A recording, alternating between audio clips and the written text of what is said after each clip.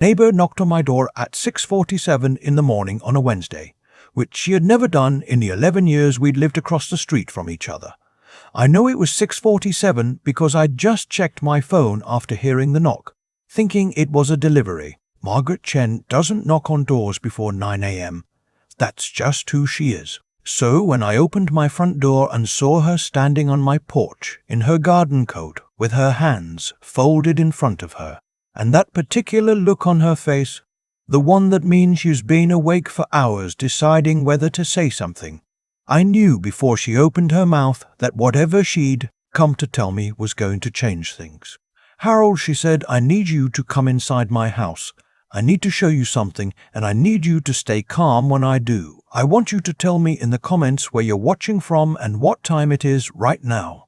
Because at 6:47 on a Wednesday morning in Charlotte, North Carolina, I was a 64-year-old man who thought his biggest problem that day was whether to call a contractor about a leak in the garage roof. I had no idea I was standing at the edge of something that would test every belief I had about family, loyalty, and the people we choose to love. My name is Harold, and I need to tell you what happened to my daughter. I spent 38 years as a civil engineer for the city of Charlotte. I started as a draftsman right out of NC State, worked my way up, and by the time I retired 4 years ago, I was overseeing infrastructure projects worth tens of millions of dollars. I'm telling you that not to brag, but because it matters to what came later. My wife, Beverly, God rest her soul, used to say I was better at reading bridges than I was at reading people. She wasn't wrong. Beverly passed from ovarian cancer 6 years ago. We had 31 years together, and I've spent every day since then trying to be worthy of them. We have one daughter, Simone. She's 36, sharp as a tack, got her mother's laugh and her mother's stubbornness in equal measure. She went to Howard University on an academic scholarship, came back to Charlotte and built a career as a hospital administrator at Atrium Health. When she was 33, she met a man named Derek at a friend's wedding in Charleston. He was handsome, well-dressed, worked in commercial insurance sales, talked about the future like he'd already mapped it out, and was just waiting for the right woman to join him on the journey. Simone called me that same night. "Dad, I think I just met someone." And the way she said it, I hadn't heard that particular joy in her voice since before her mother got sick. I wanted to like Derek. I tried to like Derek. He was smooth in a way that made me work to find the seams. Always said the right thing. Always remembered the right detail. He'd ask about my engineering projects in exactly enough depth to seem interested without ever learning anything. He remembered that I took my coffee black, that I preferred college basketball to the pros, that Beverly's favorite flower had been gardenias. Small things. The kind of things a person remembers because they've made a study of you, not because they actually care. Beverly would have seen it. She saw through everyone. But Beverly was gone, and I was a 63-year-old widower who wanted his daughter to be happy. So when Simone told me Derek had proposed after 18 months and she'd said yes, I said congratulations, and I meant it, even if something in my chest went quiet in a way it hadn't before. They got married on a Saturday in October. Beautiful ceremony. Derek cried at the altar. I walked Simone down the aisle and handed her to a man I still hadn't figured out how to trust, and I smiled through every photograph. They bought a house in Ballantyne, about 20 minutes from me. Nice neighborhood, more house than 2 people probably needed, but Derek had told Simone his book of business was growing and they could afford the payments. For the first 8 months, everything looked fine from the outside. Simone called me every Sunday. Derek grilled steaks on the 4th of July and let me win at horseshoes. Then, about 10 months into the marriage, Simone started sounding tired. Not sleepy tired. Worn down tired. The kind that settles into a person's voice when something is draining them that they haven't found words for yet. I noticed it on our Sunday calls first. Short answers where she used to tell stories. Forgetting things she'd just said. laughing at the wrong moments, like she was running a few seconds behind the conversation. I asked her about it in February. She said she'd been dealing with some stomach issues, probably stress from a big transition her department was going through at work. Her doctor had run some blood work. Everything came back mostly normal. A little off on a few markers, but nothing alarming. By April she had lost weight she didn't have to lose. By June she was calling in sick to work 2 or 3 times a month, which Simone had never done in her life. By August she was describing headaches that lasted for days, joint pain she was attributing to sitting wrong at her desk, a fogginess in her thinking that scared her. Multiple doctors, multiple tests. One said possible fibromyalgia. One suggested chronic fatigue syndrome. One told her to cut out gluten, and Derek was there for all of it, driving her to appointments, picking up her prescriptions, working from home more so he could keep an eye on her, texting me updates with a level of detail that, looking back, was its own kind of performance. She had a rough night, but she's resting now. Doctor says it might be hormonal. I'm taking good care of her, Harold. I promise. I believed him. That's the part that still lives in my stomach like a stone. Margaret had lived across the street from me since before Beverly died. She's 71, a retired pharmacist, has a son in Raleigh, and a garden that shames everyone on our block. We weren't close in the way people who socialize are close, but we were the kind of neighbors who look out for each other without making a project of it. She'd brought food when Beverly passed. I'd helped her navigate a contractor dispute 2 summers ago. We waved from driveways. We trusted each other. She sat me down at her kitchen table that Wednesday morning and put a cup of coffee in front of me before she said anything. Then she put her hands flat on the table and looked at me directly the way Beverly used to, when she needed me to actually hear something. Harold, I'm going to tell you something, and I want you to let me finish before you respond. Can you do that? I said yes. 2 weeks ago, I was at the pharmacy counter at the CVS on Rhea Road. Not the one by the hospital, the one near the elementary school. Derek came in while I was waiting. He didn't see me. He was at the other end of the counter picking up a prescription, and he paid cash, which isn't unusual. But I'm standing there for 15 minutes waiting for my own prescription, and I have nothing to do but notice things. And what I noticed is that when the pharmacist handed him the bag, Derek looked around the store the way people look around when they don't want to be seen. Then he put the bag directly into his inside coat pocket, instead of a shopping bag. Not the outer pocket. The inside one. She paused. I'm a pharmacist, Harold. 40 years. I know what a cash prescription in an inside pocket means. It means someone doesn't want a receipt in the glove compartment. It means someone doesn't want a digital record tied to an insurance account. I didn't say anything then because I told myself I was probably reading into it. But then last Thursday, I was walking in the neighborhood around 6 in the morning, which I do most Thursdays, and I saw Derek pulling out of your driveway in that silver Audi.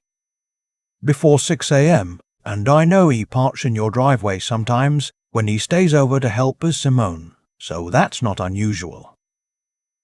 But an hour later, I saw him again at the end of your street, just sitting in the car, for almost 20 minutes, like he was waiting for something. She reached across the table and put her hand over mine. Harold, I think you need to find out what medication Derek is picking up in cash. I drove home from Margaret's house and sat in my car in my own driveway for a while. The rational part of my brain, the engineer part, the part Beverly always said was better suited for blueprints than for people, was already building the case for innocent explanations. Men pick up prescriptions in cash. Men sit in cars. There was nothing here. Not really, except an old woman's instincts and my own unease with a son-in-law I'd never fully trusted. But Simone had been sick for almost a year with no diagnosis.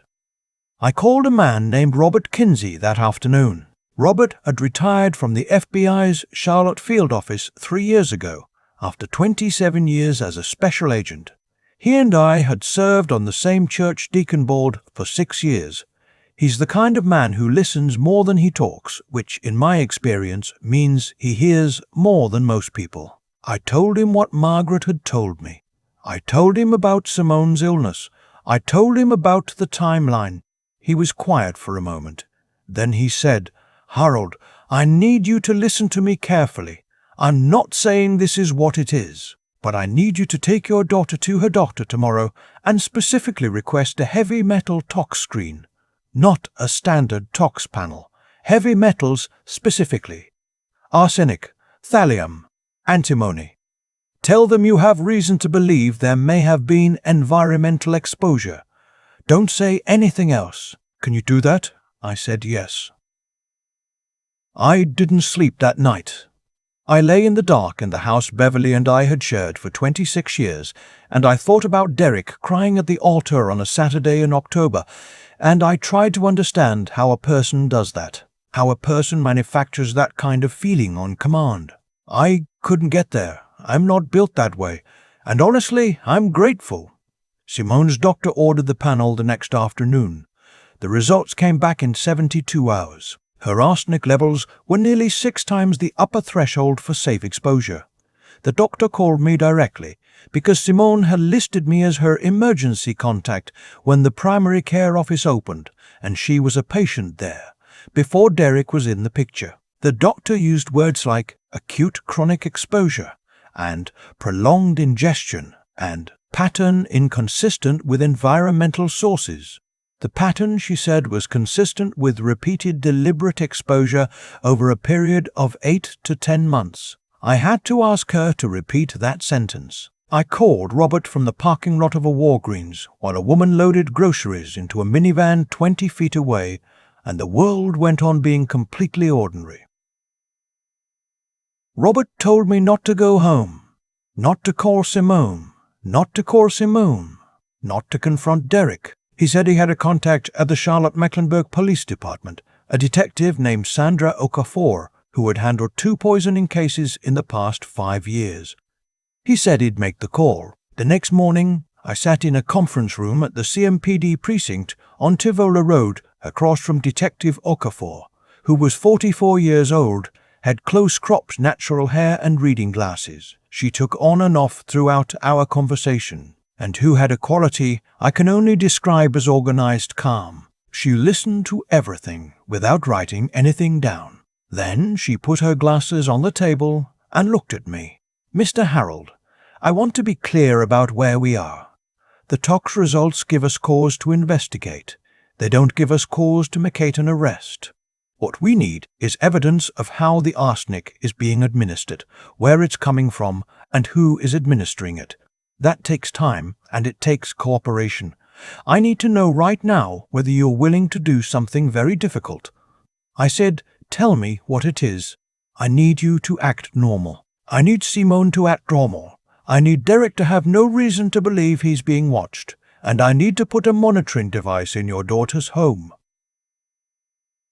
The hardest phone call I've ever made was to Simone that evening. I drove to her house under the pretense of dropping off a book I'd borrowed weeks earlier and asked Derek if I could have a few minutes alone with my daughter. He smiled and said of course, went upstairs, and I sat on the couch next to my sick daughter and told her that her husband had been poisoning her. I watched her face do what faces do when a truth is too large for immediate processing. First, stillness, then a kind of mechanical blinking, like her brain was manually restarting. Then the tears came, but they weren't the loud kind. They were the silent kind that fall before a person is caught up to what they're crying about. "How long?" she finally said. "We think since around January." She put her hand over her mouth. "Mama always said," she started, and then she couldn't finish it. I knew what she was going to say. Beverly had met Derek once at a Sunday dinner 2 months before she passed. She'd been on her 2nd round of chemo and exhausted most of the time, but she'd watched him through dinner with the specific, quiet attention she reserved for things she was figuring out. Afterward, when Simone had gone to help in the kitchen, Beverly had looked at me and said, "That man knows exactly how likable he's being." And then she'd gone back to her sweet tea like she hadn't just handed me a warning I wasn't ready to hold. Simone wiped her face with the back of her hand and sat up straight. She has her mother's spine when she needs it. What do I do? You act like you don't know anything. You let Detective Okafor do her job, and you let me do mine. What's yours? Watch your husband like I should have been watching him from the beginning. The surveillance equipment went in on a Friday, while Derek was at what he said was a client lunch in Uptown. Detective Okafor's team had the interior of the house covered in 4 hours. They also, with Simone's consent, installed a tracking application on the home wireless router to monitor any device activity on the network. For 6 days, nothing we could use. Derek cooked dinner. Derek loaded the dishwasher. Derek brought Simone her vitamins with a glass of water every morning at 7:15, the way he'd apparently been doing for months, standing at her bedside with a smile that Simone that understood was the most dangerous thing in that house. On the 7th day, a Tuesday, the camera in the kitchen pantry caught Derek at 5:50 in the morning. He didn't know anyone was watching. He took a small amber glass vial from behind a box of oatmeal on the 3rd shelf. He measured a precise amount of liquid into the measuring cap, transferred it into a tea that was steeping on the counter, and then put the vial back behind the oatmeal with the careful practiced efficiency of someone who had done this hundreds of times before, which the subsequent lab analysis would confirm he had. Detective Okafor called me 2 hours later. We have him on camera. We pulled his purchase history through the network monitor. He's been ordering sodium arsenite from an industrial chemical supplier in Ohio under a business name he set up 8 months ago. Had it shipped to a mailbox store in Concord. The business doesn't exist. It's a shell he created for one purpose. Why? I said. Why would he do this? She was quiet for a moment. We pulled his financials. Mr. Harold, your daughter has a $1.8 million life insurance policy. Derek is the sole beneficiary. He took it out in her name 14 months ago, 2 months before she started getting sick. He also, we discovered, has significant gambling debts he's been concealing. Online sports betting accounts, 3 of them, all in the negative. He owes $340,000 to 2 individuals who are not the kind of people you want to owe money to. I sat down on the floor of my garage because there was no chair near enough and my legs decided they were done. My daughter's life had been translated into a math problem. A $1.8 million solution to a $340,000 problem, with enough left over to disappear and become someone else somewhere else. He had looked at Simone, her laugh, her work ethic, her Howard degree, her mother's stubbornness, and he had seen a number. When? I asked. I'd like to do it Sunday. Invite them to your house for dinner. Family setting, controlled environment gives us the chance to read Derek's reaction away from lawyers and allows us to separate him from Simone so we can make sure she's safe when the arrest happens. I called Simone after I hung up. She listened. Then she said, I'm going to cook his favorite meal. You don't have to do that. Yes, she said, I do. On Sunday, I made a pot of vegetable soup because it's what my hands knew how to do when I needed something to hold on to. Simone brought a pan of her mother's cornbread recipe and a tray of her mother's sweet potato pie, Beverly's recipes, the ones she'd taught Simone in the kitchen of the house we were now all sitting in. Derek ate 2 helpings of the soup and told me it was the best I'd ever made. I smiled and refilled his bowl. We were 40 minutes into dinner when the doorbell rang. Detective Okafor stood on my porch with 2 officers in plain clothes. She had a badge on a lanyard and an expression that was completely neutral. The professional kind of neutral that means everything has already been decided, and this is just the formal part. Is everyone home? She asked. I stepped back from the door. Come in. Derek looked up from the table when the 3 of them walked in. And here is what I'll tell you about that moment. He didn't look confused. Confusion involves a half second of genuine processing. Derek went from normal to calculating in less than a breath. It was the fastest I'd ever seen him without the performance running. It lasted maybe 2 seconds before he put the confused face on, but I saw what was under it, and it was exactly what Beverly saw at that Sunday dinner table years ago. A person managing the situation. Derek Simone Coleman, Detective Okafor said, and she laid out the charges in the steady, practiced cadence of someone who had done this before and understood the weight of it. Attempted murder by poisoning, procurement of a controlled substance with intent to harm, insurance fraud conspiracy. Derek said nothing. He looked at Simone. She met his eyes and didn't look away, and I watched my daughter hold herself completely still the way her mother used to hold herself still when she was the strongest person in the room. "This is a mistake," he finally said. "Simone, this is a mistake. You know me." "I thought I did," she said. "I love you." She looked at him for a long moment. "No," she said quietly.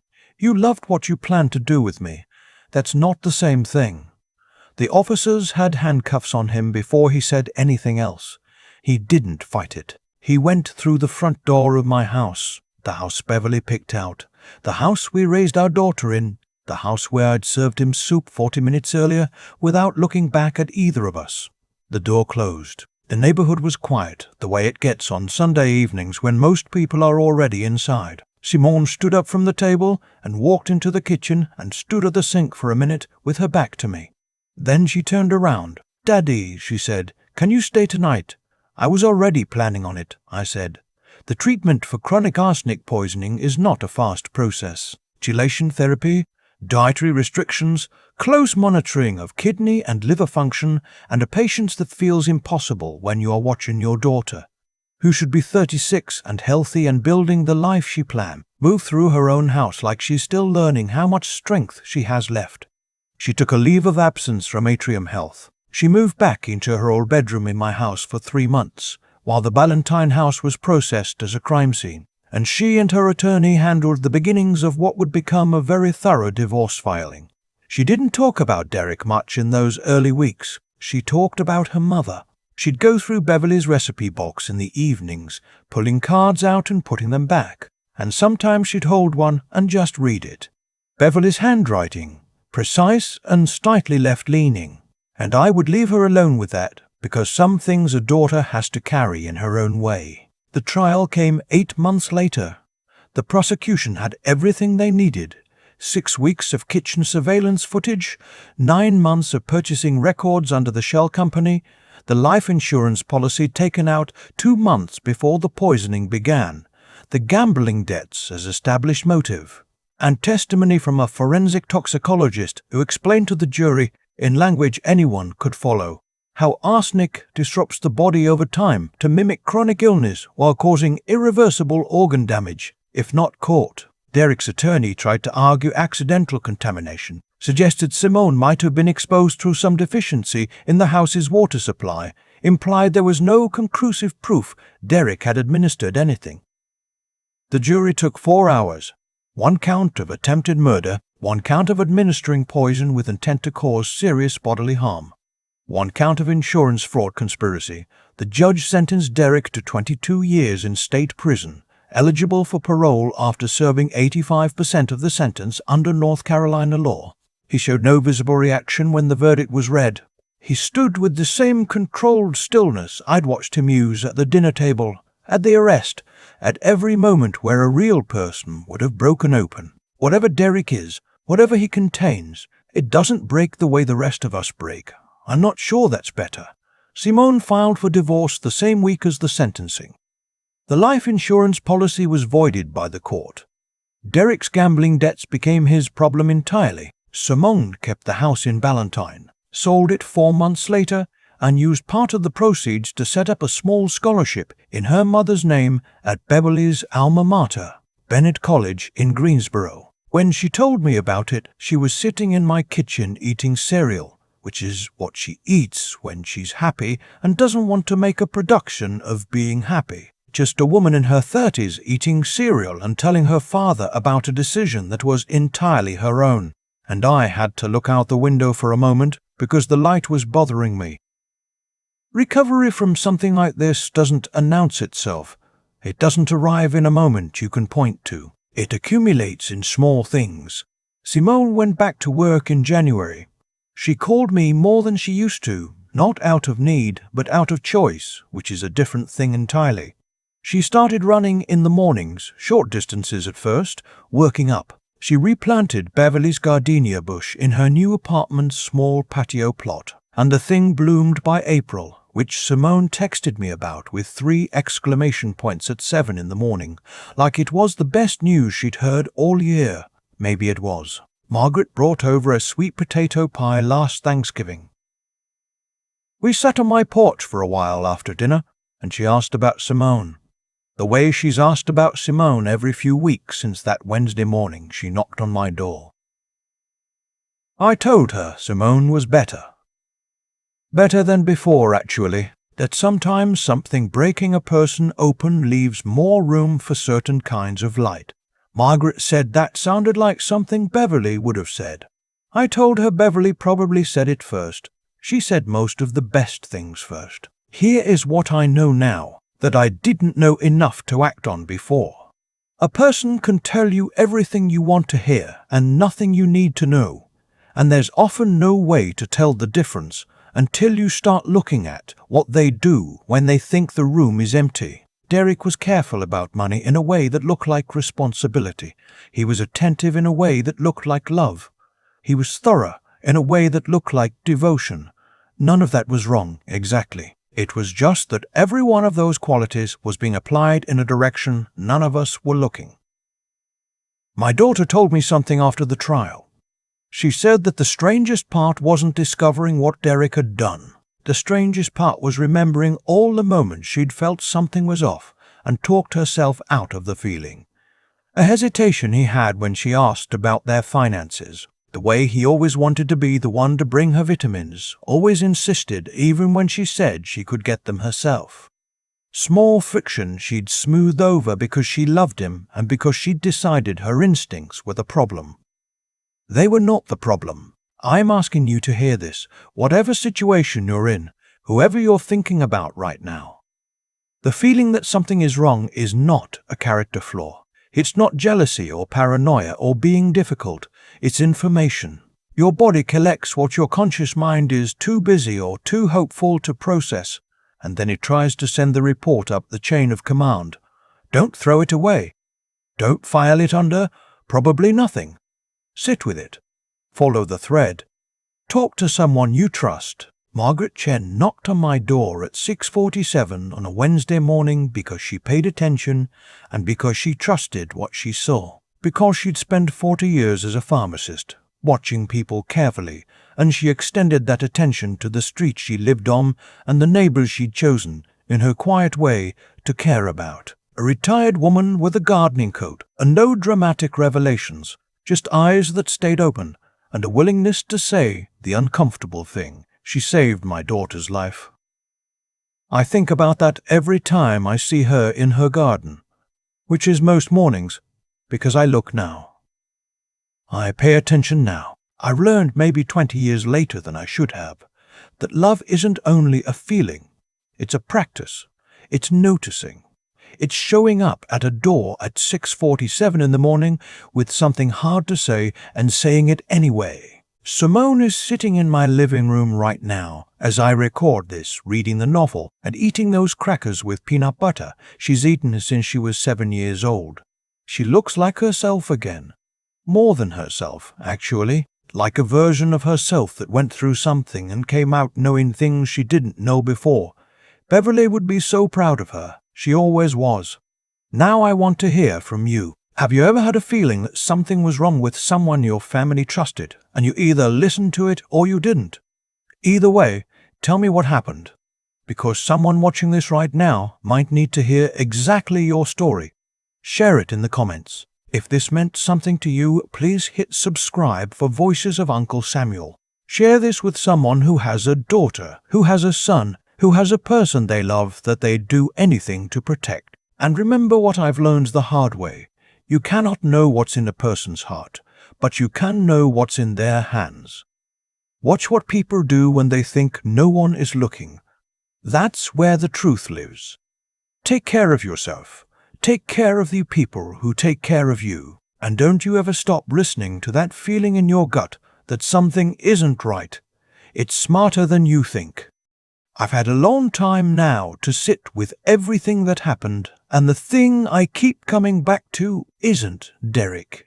It's not the courtroom, not the sentencing, not the surveillance footage of a man measuring poison into my daughter's tea at 5:50 in the morning. What I keep coming back to is a Sunday dinner, years before any of this, when Beverly was still alive and still sharp, and she looked across the table at Derek and said, quietly, like she was noting the weather, "That man knows exactly how likable he's being." And I nodded and moved on to the next subject. I think about the cost of that nod. What Derek did was a choice. Every morning he woke up and made it again. He chose Simone not as a person to love, but as a problem to solve, a liability to eliminate on a timeline that suited his debts. There's nothing complicated about that, morally. It's as clear as anything gets. But what I've had to reckon with, the part that keeps me honest, is that his choices were only possible because of mine. I chose comfort over instinct. I chose wanting to believe over paying attention. I handed my daughter to a man I hadn't finished reading because I wanted her to be happy, and I didn't trust myself to know the difference between my discomfort and her danger. That's not self-punishment. That's just what's true. And I think there's something important in being able to say what's true about yourself without either collapsing under it or explaining it away. Beverly used to say that the most intelligent thing a person can do is stay honest about what they got wrong, not wallow in it, not perform guilt. Just look at it clearly, learn what it has to teach, and carry that forward. Simone carried herself through something that would have broken a lot of people. She found out that the man she'd chosen, the man she'd built a life around, had been treating her survival as an inconvenience. She sat across from him at a dinner table and smiled and handed him back nothing of what she was feeling inside. That's not just strength. That's a kind of intelligence that doesn't come from a classroom. It comes from deciding in the worst moment that you are not going to let someone else's cruelty determine who you are. She made that decision in real time with no guarantee of how it was going to end, and she held it. I watched my daughter do that, and I thought, Beverly raised her right. We raised her right. Whatever I failed to protect her from, we gave her something Derek never accounted for, which was the capacity to survive him. Margaret knocked on my door because she paid attention, because 40 years of professional discipline had made noticing into a reflex she couldn't turn off even in retirement, and because she decided the discomfort of saying a hard thing was less important than the consequence of staying quiet. That's moral courage in its plainest form. Not dramatic, not loud, just a woman in a garden coat choosing honesty over ease on a Wednesday morning before 7 a.m. What I want you to take from Harold and Simone's story, if you take anything, is this. Your instincts are not your enemy. The feeling that something is off, the small friction you keep smoothing over, the question you stop yourself from asking because you don't want to seem difficult, that feeling is data. Treat it like data. Follow it somewhere. Talk to someone you trust. Don't decide in advance that you're wrong just because the alternative is uncomfortable. And if you are the one watching someone you love get smaller, quieter, sicker, more confused, while everyone around them says how wonderful the person beside them is, trust what you see. You are not paranoid. You are not ungrateful. You are paying attention.